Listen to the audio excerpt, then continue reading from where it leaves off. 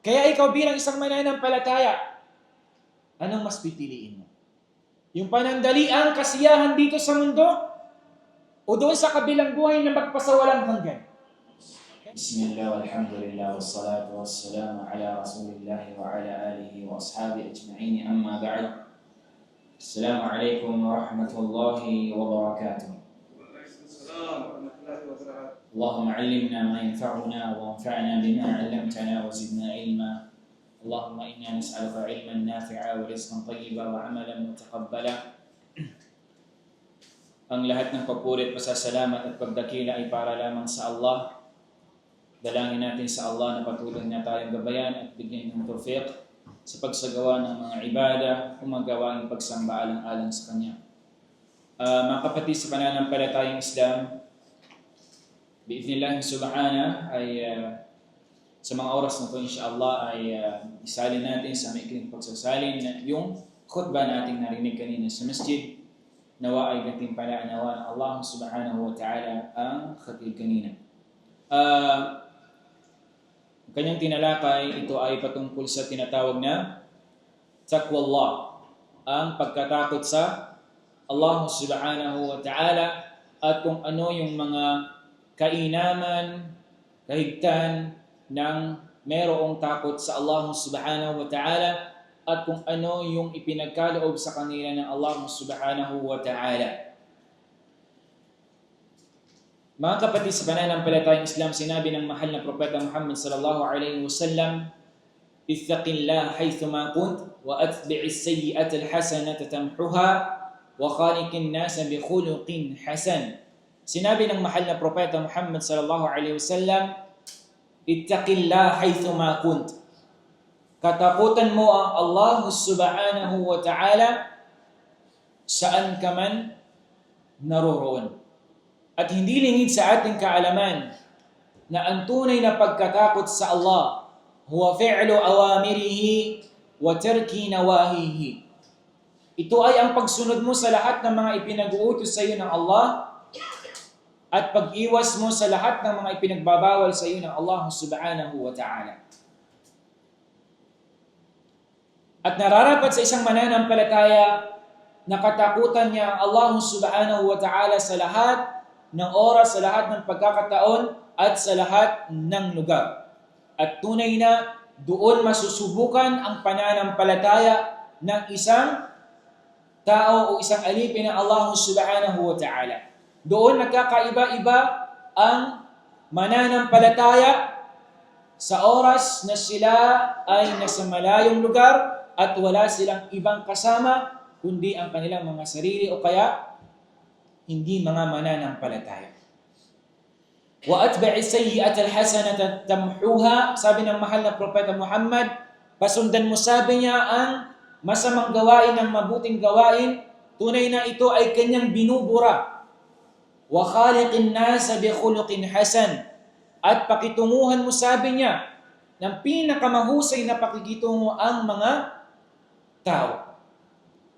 Mga kapatid sa pananampalatayang Islam, napakaraming mga aya, talata mula sa Quran na tumutukoy sa kainaman ng mga taong mayroong taqwa, pagkatakot sa Allah subhanahu wa ta'ala. At ang mahal na propeta Muhammad sallallahu alaihi wasallam, kanyang sinabi, "At-taqwa hahuna." At-taqwa hahuna. Sinabi ng mahal na propeta sallallahu alaihi wasallam, kanyang tinuro ang taqwa, sabi niya, ito ay nasa ating mga puso. Okay?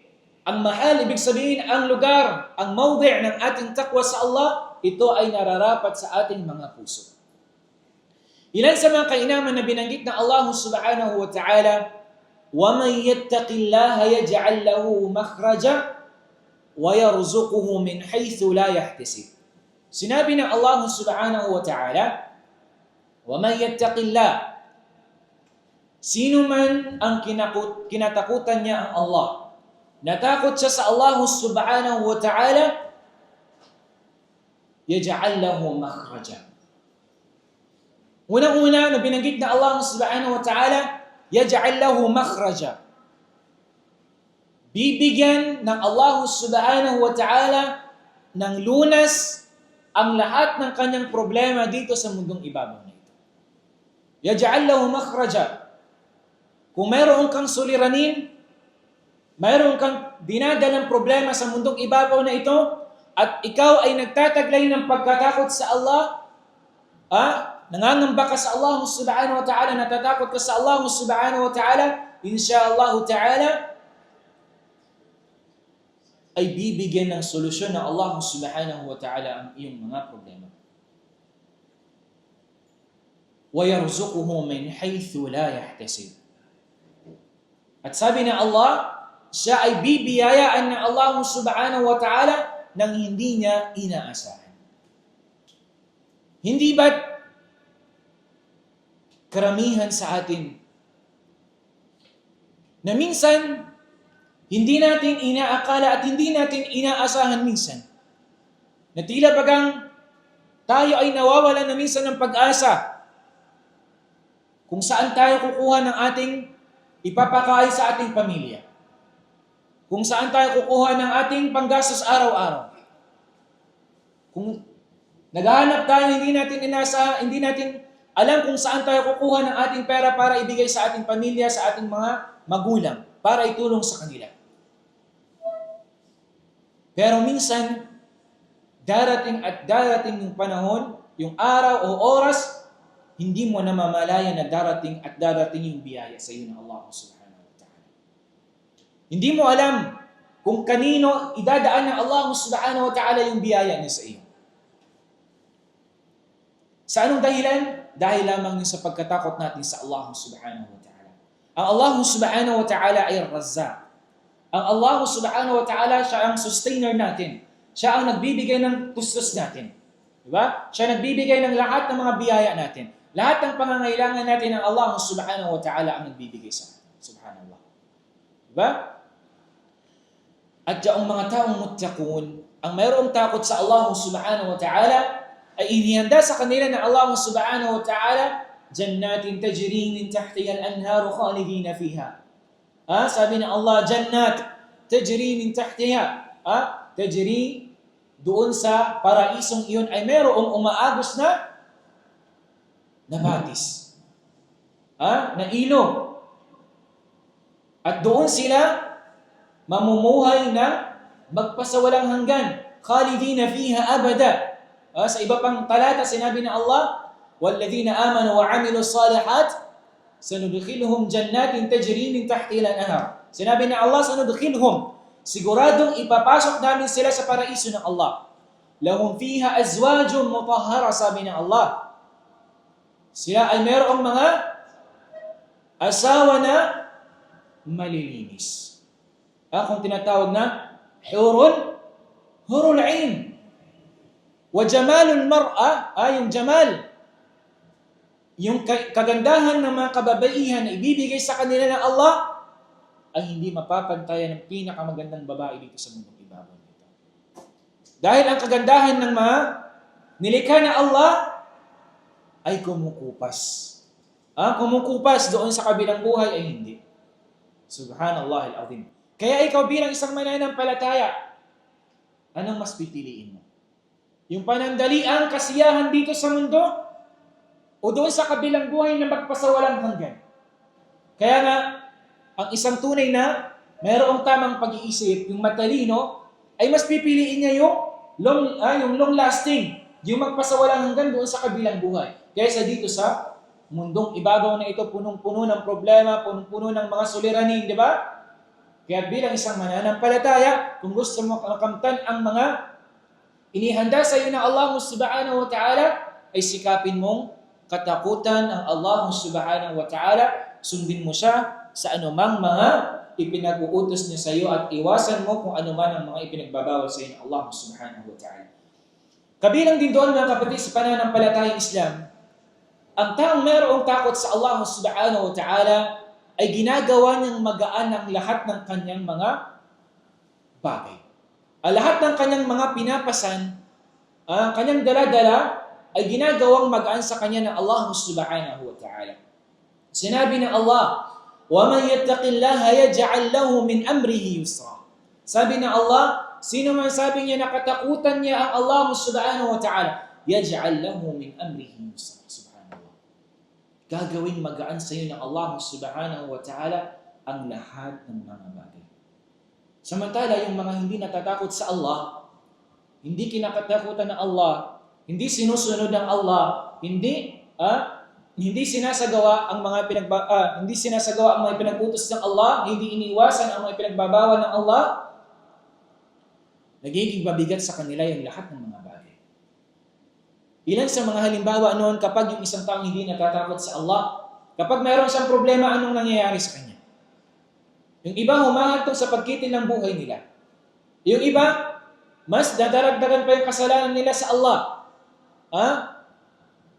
Instead na sila ay matakot sa Allah, instead na mas dapat sa tuwing mayroong problema sila, mas inilalapit nila yung kanilang sarili sa Allah, anong nangyayari? Sabi nila, uminom tayo ng ganito para mawala yung problema. Mag-take tayo ng ganito para mawala yung problema. Pero ang totoo, mas dinadagdagan niya pa yung kanyang problema. Maari sa paraang iyon, sa pag-take niya ng pinagbabawal na inumin, maaring makagawa siya ng karumal-dumal na gawain sa rima. Kabilang na doon yung makapatay ng tao. Ano pa? Kumuha ng hindi niya pagmamayari. Wal-iyadu billah, ang iba sa kanila ay mismo yung anak pa nila. Wahada mujarrab Allah. Ito ay nakikita natin. Ang mismong anak nila dahil sa kalasingan nila, hindi na nila nakokontrol yung kanilang sarili. Anong nangyayari? Pati yung kanilang mga anak. I'azan billah. Ilayo nawatay na Allah subhanahu wa ta'ala. Kaya nga, kung gusto mo maging magaan ang lahat ng iyong mga problema, lahat ng iyong mga pinapasan, katakutan mo lang Allah subhanahu wa ta'ala, insyaAllah, magiging magaan ito at pagagaanin sa iyo ng Allah subhanahu wa ta'ala.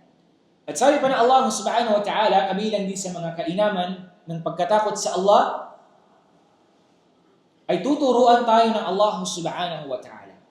Sabi ng Allah, وَاتَّقُوا wa yu'allimukumullah.